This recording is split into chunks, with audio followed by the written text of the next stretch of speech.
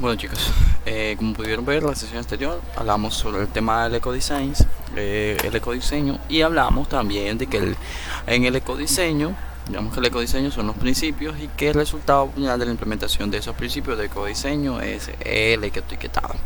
Y que el ecoetiquetado es una estrategia de comunicación, ¿verdad?, por medio del cual se definen cuáles son los impactos ambientales que genera el producto y qué gestión está haciendo la organización para reducir los impactos ambientales en términos cuantitativos, y que también en muchos casos existían elementos homólogos entre las normas, la ISO 14006 y los criterios de ecoetiquetado, pero que la implementación de la norma no garantizaba el ecoetiquetado del producto. Sin embargo, la norma sí definía, digamos, una base administrativa por medio del cual se garantizaba el seguimiento y la mejora del desempeño ambiental del producto, ¿sí? Entonces en esta sección vamos a abordar entonces bajo ese mismo marco del ecodesign, esa estrategia de comunicación que es el ecoetiquetado, y vamos a analizar de esa estrategia dos aspectos fundamentales. Es decir, vamos a analizar cuáles son las opciones para comunicar el comportamiento ambiental de un producto, y vamos a conocer también cuáles son los tipos de ecoetiquetados que están normalizados internacionalmente, que son el tipo 1, tipo 2 y tipo 3, que yo se los hablé o se los mencioné en la sesión anterior. En esta sesión vamos a entrar al detalle en cada uno de esos tipos de ecoetiquetado o de ecoetiquetas. ¿Listo? Entonces, las ecoetiquetas surgieron como un mecanismo de comunicación que le da respuesta a las necesidades que tienen las organizaciones de poder dar a conocer cuáles son las cualidades medioambientales que puede tener su producto, y que el consumidor pudiera identificar frente a su competencia cuáles serán esas ventajas comparativas que puede tener mi producto versus al producto X o al producto Y. El ecoetiquetado también sigue bajo esa misma corriente de la ISO 14000, y para eso tenemos la ISO 14020, en donde nos definen que de forma voluntaria cualquier organización puede, digamos, incorporar o estimular la demanda del producto mediante la comunicación estratégica de la información ambiental del proceso productivo o de los aspectos ambientales de ese producto, ¿sí? Por lo general este tipo de estrategias, ¿verdad?, son utilizadas como un mecanismo de concientización del producto, de concientización del consumidor, por medio del cual se dispone o se comunica una serie de información ambiental clave que genera conciencia sobre el consumidor y que de cierta forma genera una fidelización de ese nicho de mercado. Su creación se define oficialmente bajo 3 mecanismos regulados por normas internacionales. Tenemos entonces en ese sentido la ISO 14020 del 2000, que habla sobre etiquetas ecológicas y las declaraciones ambientales o medioambientales. La ISO 14024, que define la etiqueta ecológica de tipo 1, ojo. La ISO 14021 define la etiqueta ecológica de tipo 2 o el etiquetado ambiental de tipo 2, y la ISO 14025 define entonces las declaraciones ambientales tipo 3. Eso lo vamos a ver más adelante, qué diferencia existe entre el tipo 1, tipo 2 y tipo 3, ¿ok? Los principales objetivos de la ecoetiqueta es básicamente informar, estimular, mejorar. Básicamente es eso. Estimulamos al consumidor porque lo hacemos más consciente, estimulamos al fabricante porque generamos un nuevo nicho de mercado más consciente sobre aquellos impactos ambientales que genera o puede generar un mismo producto bajo diferentes versiones que varían de acuerdo al fabricante, porque favorece por supuestamente la protección del medio ambiente, disminuye los impactos ambientales de los procesos y los servicios, pero también estimula a los diseñadores por aplicar principios de ecodiseño dentro de ese mismo producto, ¿sí? Factores para seleccionar un sistema de reconocimiento ambiental. Digamos, estos son factores o requisitos que debemos de tener en cuenta. Uno de esos es la legislación. Si existe una legislación ambiental que regule o que obligue a esas organizaciones a ir incorporando esos principios de ecodiseño dentro de la problemática o dentro del contexto de la organización. Otro de los temas es el ámbito de aplicación. Si estamos hablando de nivel local, regional, estatal o mundial, Otros son los requisitos medioambientales que se deben de cumplir, ¿verdad? Y esos requisitos ambientales muchas veces son impuestos por el mismo mercado. La necesidad de una tercera parte que sea independiente, que verifique la veracidad de la información que tenemos plasmada ahí, y los organismos competentes que conceden la etiqueta. En muchos casos son esos, digamos, esas organismos, o son esas, son, digamos, terceras, empresas terceras que certifican el proceso, que son auditoras de procesos, como por ejemplo Bruboritas, SGS, Inconta y demás, ¿sí? La viabilidad por parte de la empresa para cumplir esos requisitos, los costos internos, costos de certificación y el objetivo que se persigue con la empresa.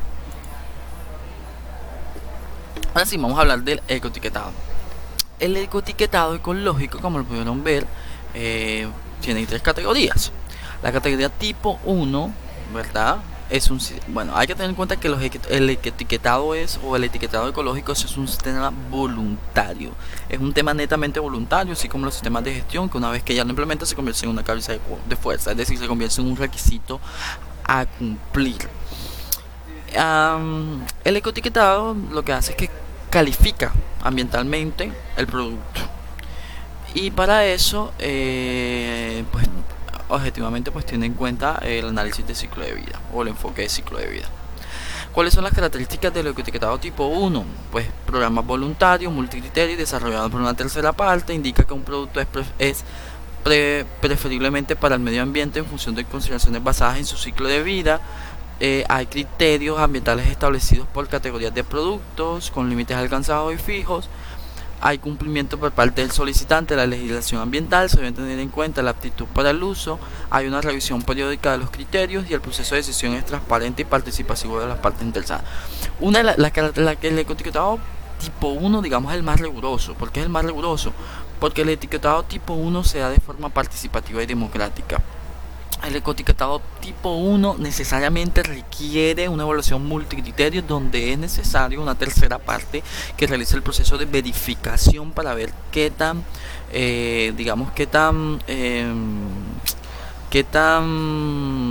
¿cómo es el término? Qué tan veraz es la información que ahí se plasma. Y el etiquetado tipo 1 necesariamente hay que implementar el enfoque de ciclo de vida, es decir, durante todo el ciclo de vida del producto hay que declarar los impactos o las gestiones del ciclo de vida del producto, ¿sí? Y otro de los aspectos del ecoetiquetado tipo 1 es que, como son verificados por un tercero, son objeto de revisión y seguimiento, ¿verdad? Entonces, digamos que esa es una de las cualidades del ecoetiquetado tipo 1. Las principales ventajas es que existe credibilidad en el proceso. ¿Por qué? Porque cuando es este estado verificado por un tercero, pues se está garantizando que hay transparencia y que la información es veraz, ¿verdad?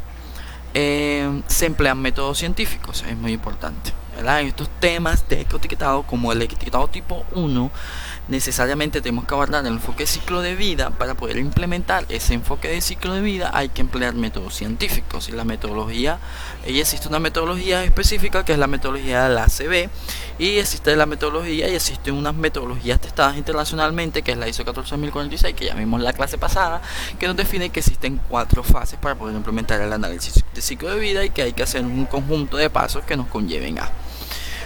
Otra de esas ventajas es que es fiable. ¿Sí? La información es fiable porque ha sido verificada por una certificadora, y que es visible, ¿verdad? ¿Por qué es visible? Porque pues existe, digamos, un tema de marketing ahí asociado a todos estos temas de vamos a declarar si lo hacemos o no lo hacemos bien.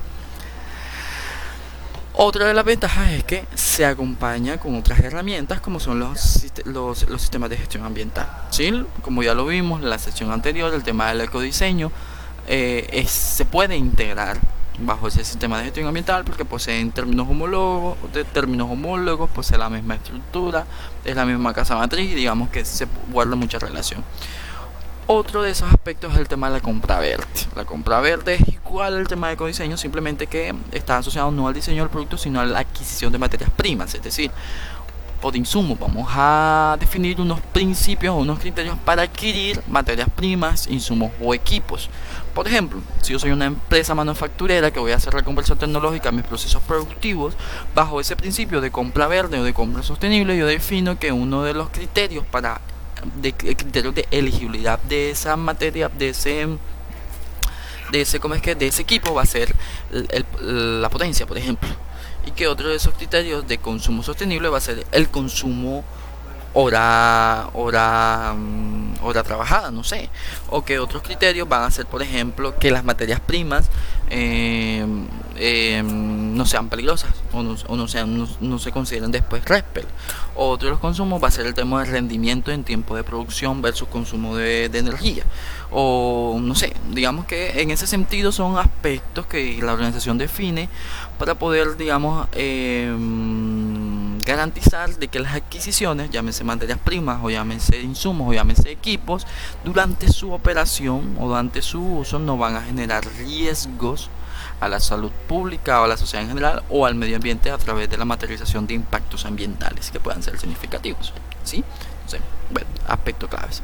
El tema de la compra verde.